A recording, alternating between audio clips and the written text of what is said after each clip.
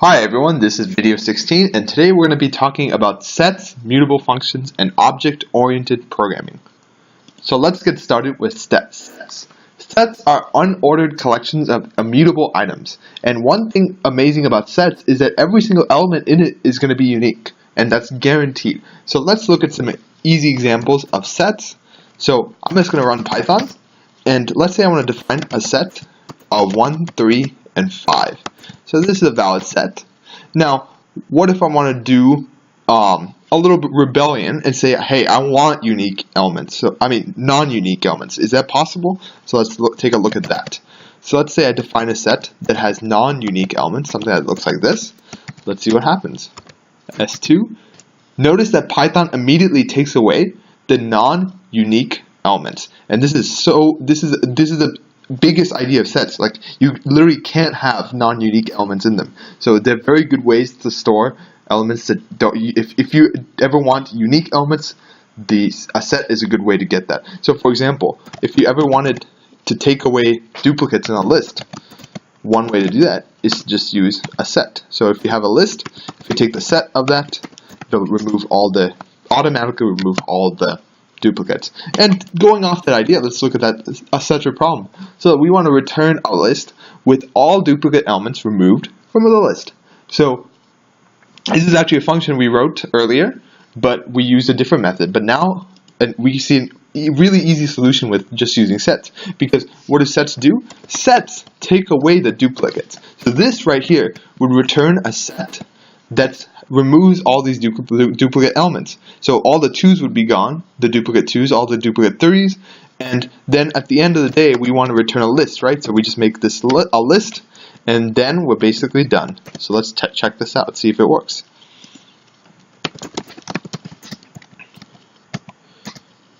And it works. So this is pretty amazing, because now what could have been a pretty tricky function, we just simplified into one line using a set. And this is sets actually provide very clever solutions to problems that would have otherwise been very difficult. And let's look at a prime example of that.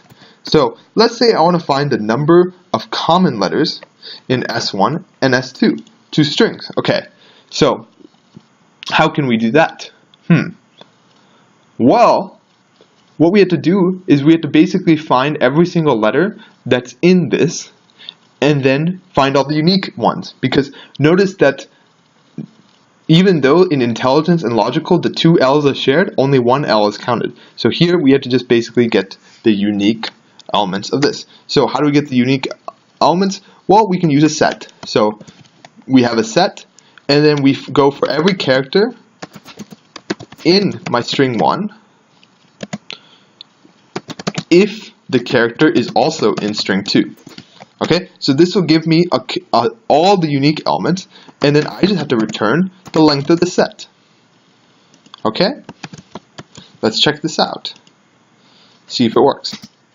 And it does. So just like that, sets provided a very simple solution to this problem. But now we have to ask ourselves, hey, is there a better solution to this problem? And one thing I haven't talked about with sets is you can also do several operations with them. So let's have S1 as 1, 2, 3, and S2 as 3, 4, 5. Let's say I want to find the intersection between these two sets.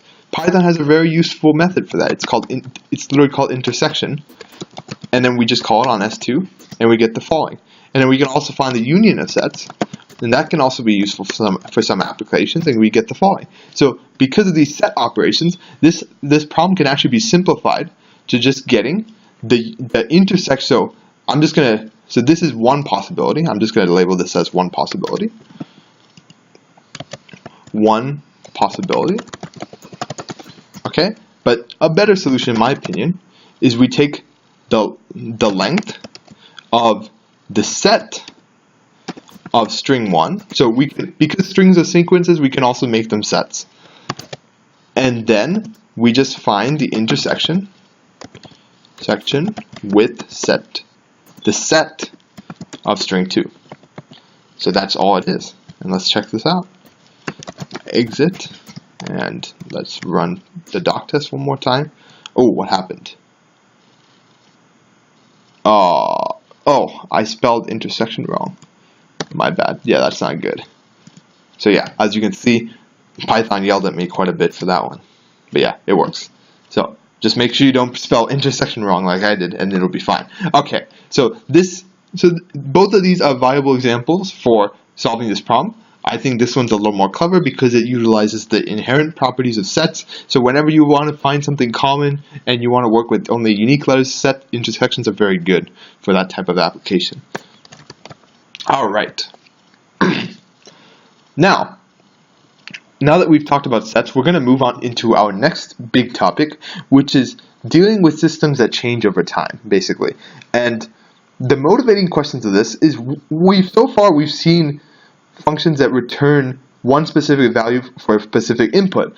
But what if we want to model something that changes over time, like money in a bank account? So here's the idea that I'm trying to go for here. So what if you want to basically make an account, and I want to make a function that withdraws? But obviously, if I withdraw 25 the first time, I have to withdraw 25 and get 50 the next time, right? So before, when we had the specific input, we only had one output. It would either give us 75 both times or 50 both times. But now we have something dynamic because basically this is acting like a balance. It's changing over time. So this is what we're going to try to figure out how to do.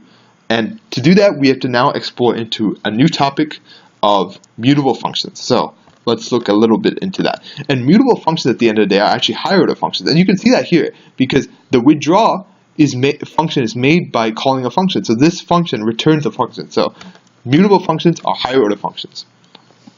So looking at higher order functions, let us talk about a function we've already seen before, the makeAdder function. So makeAdder has, it basically has an argument n here and an argument k in the other inner function.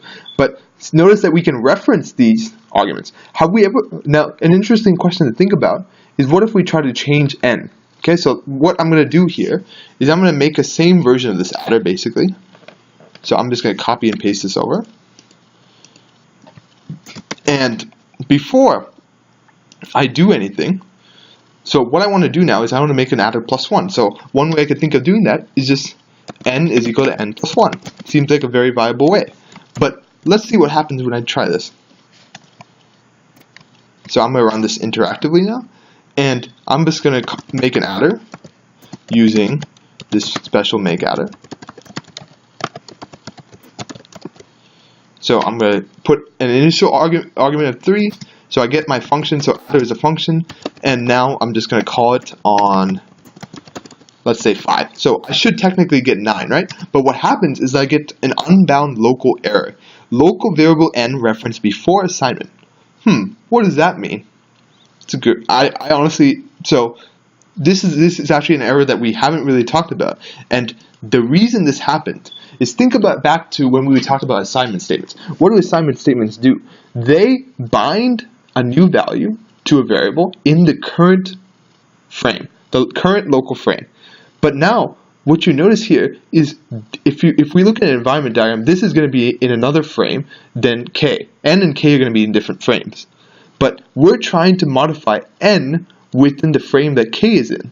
And that's a problem because that's not, we can't bind it inside a local frame anymore. We have to change an outside frame. So how do we is there a way we can kind of have like a flashing light that, you know, like I want to change something outside the local frame? Well, how I do that is actually using something that's very intuitive, a non-local frame, a non-local statement. So a non-local statement basically tells this function, I want to change something that's not in my local frame. So now, once I do this, watch what happens when I try this function again.